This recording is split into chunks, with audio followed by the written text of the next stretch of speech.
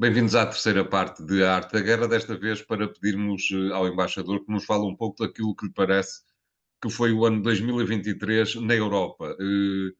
Foi um ano marcado pela inflação e pela subida das taxas de juro e foi também marcado por algumas tensões, nomeadamente económicas, em lugares que não eram talvez muito prováveis, nomeadamente na Alemanha, mas também no Reino Unido e em França, as questões políticas têm estado em cima da mesa, com estes três países, três importantes países europeus, dois deles importantes países da União Europeia, a demonstrarem algumas tensões que eventualmente não seriam, não foram antecipadas. Como é que vê o estado da arte da Europa em 2023, embaixador?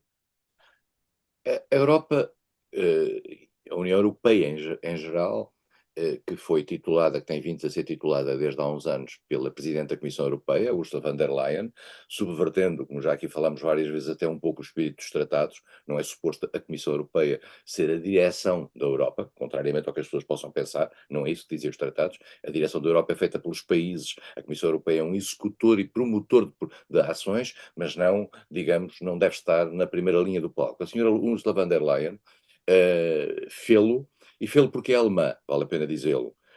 O outro presidente da Comissão Europeia anterior que o fez, fê-lo porque era francês, que era Jacques Delors.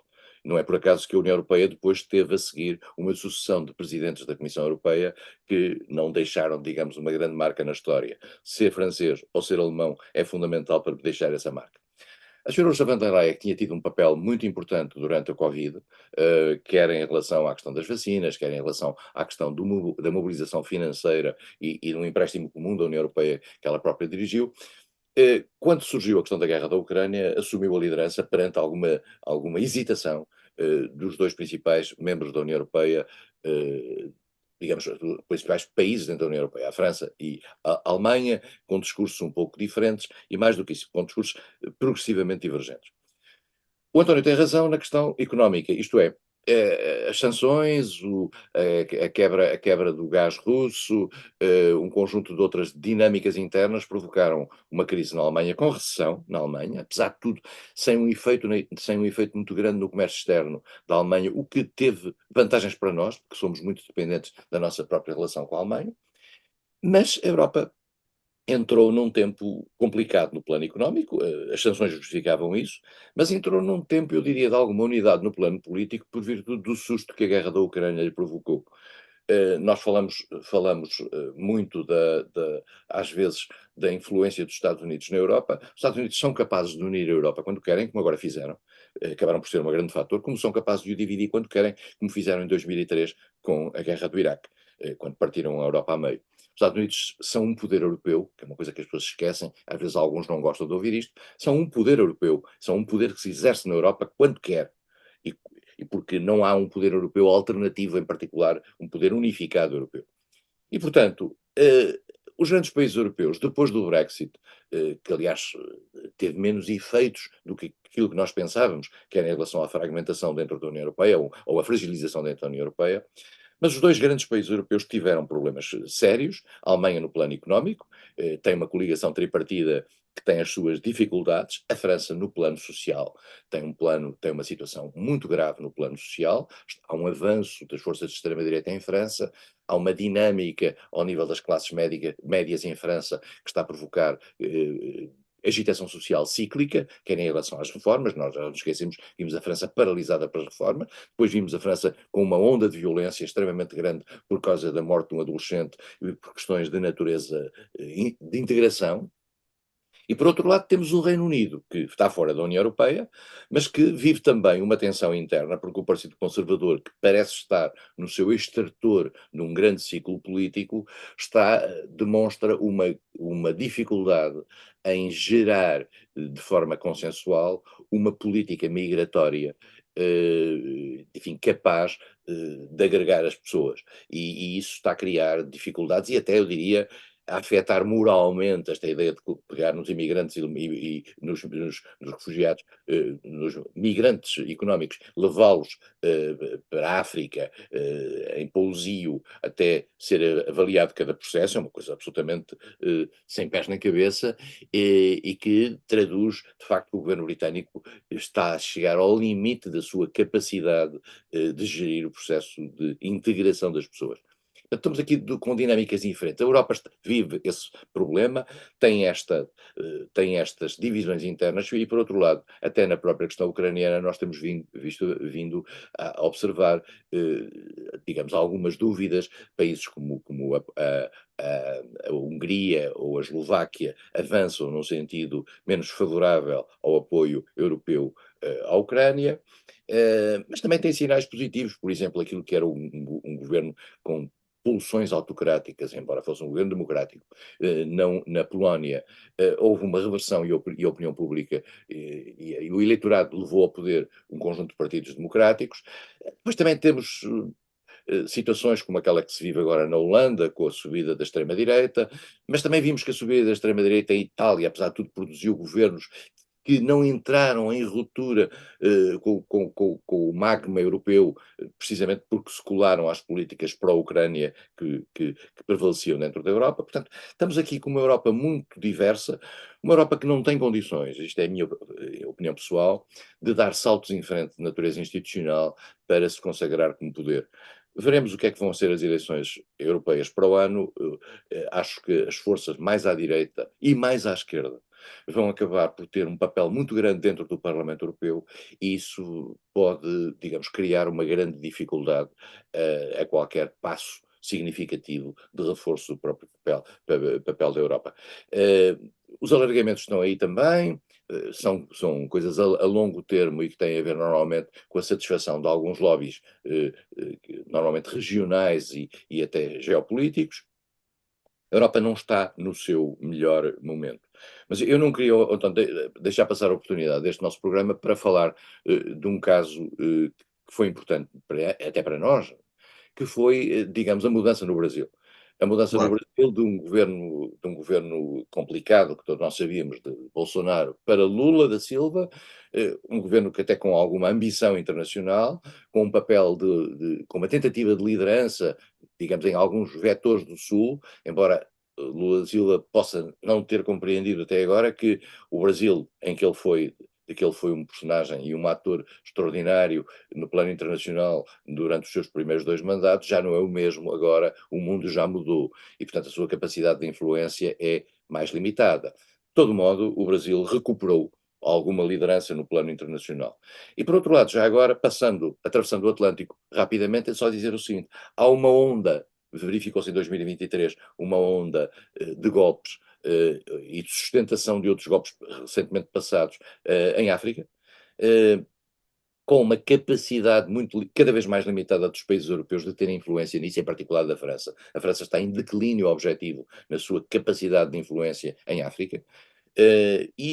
Essas situações criam uma tentação de golpes de Estado que às vezes tem um efeito quase de simpatia, quer dizer, uns a seguir aos outros, de tal maneira que até na Guiné-Bissau nós assistimos recentemente, digamos, a um romper da ordem constitucional num sentido autocrático.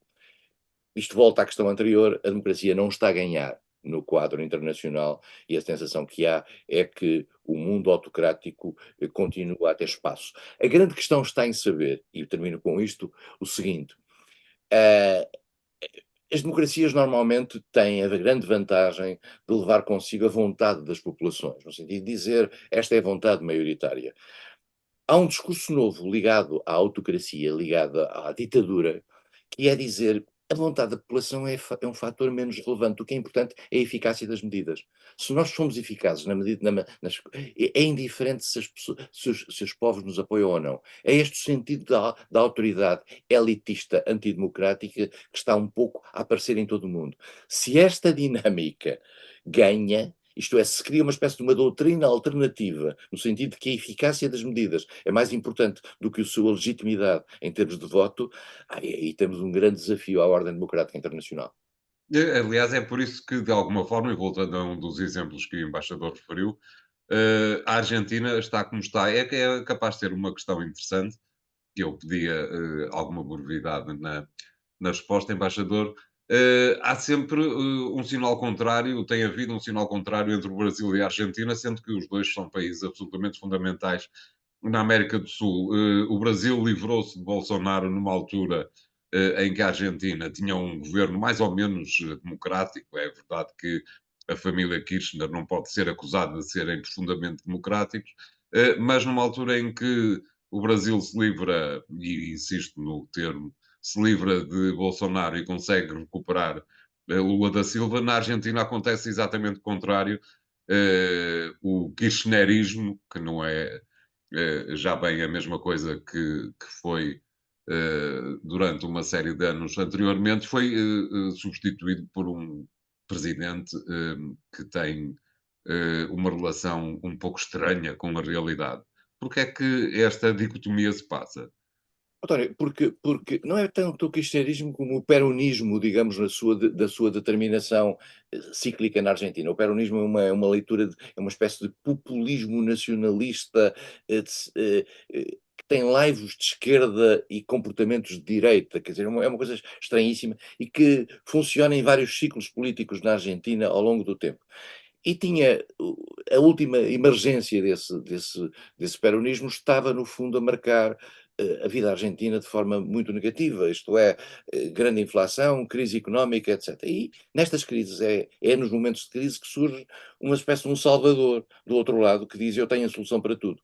E vem aí com umas propostas radicais de liberalismo radical, uma delas muito interessante para ver como é que funciona, que é por exemplo, punir quem vá a manifestações. E quem levar a manifestações filhos, pode ver retirada a tutela dos filhos. Quer dizer, estamos aqui perante uma decisão de um candidato que é vencedor e que também disse que deveria-se abordar, não sei se agora o vai fazer, a possibilidade da venda de órgãos do corpo humano e de criasse uma espécie de mercado de órgãos do corpo humano. Eh, e, portanto, estamos aqui num limite dos limites, porque, no fundo, Milei, este personagem novo que está na Argentina, corresponde à tragédia que foi a economia que estava lá. E as pessoas foram para o outro lado do espectro. E, portanto, Quer Lula dizer, foram para o outro lado, qualquer que seja o outro lado, é uma coisa qualquer que seja o outro lado, pré-suicidária, não? mas a Argentina tem estas coisas ciclotímicas, tem Certo. sobe e desce nesta. Ninguém aprende nada com a história naquele país, Quer embaixador. dizer, e essas histórias na América Latina, quando correm muito, muito, muito mal, depois acabam por correr ainda pior com golpes militares. E, portanto, veremos se o ciclo dos golpes militares, que parecia mais ou menos abafado na América Latina, e nós vemos países que estão em tensão grandes, como a Venezuela, como o Chile, como a Colômbia, como o Equador, se estes países não amanhã não haverá a tentativa de regeneração política através, mais uma vez, da emergência dos militares, que normalmente também não trazem democracia com eles. Exato. Os netos de Pinochet, vamos ver o que Só é cá, que só, acontecerá. só cá em Portugal é que os militares trouxeram democracia.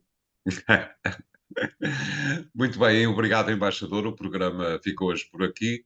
É o último antes de que os nossos espectadores possam ver antes do Natal, portanto, aproveito para desejar bom Natal a quem nos estiver a ver e a aconselhar a que durante no, no- na sobremesa da ceia possam ver o programa mais uma vez, dado que o encontram nos sites do Jornal Económico. Obrigado e Estava-se a dar uma sim, palavra relativamente ao Natal e dizendo que o Natal, vale a pena lembrar neste Natal, que o Natal tem a ver com a Palestina e tem a ver com Belém e tem a ver com situações que nós ligamos à paz naquela região e, portanto, valeria a pena pensar um bocadinho na guerra naquela região no momento em que celebramos a paz, que em princípio é aquilo que está subjacente à religião católica naquela região. claro. Obrigado por essas palavras, embaixador. O programa de hoje fica por aqui. Até para a semana. Obrigado.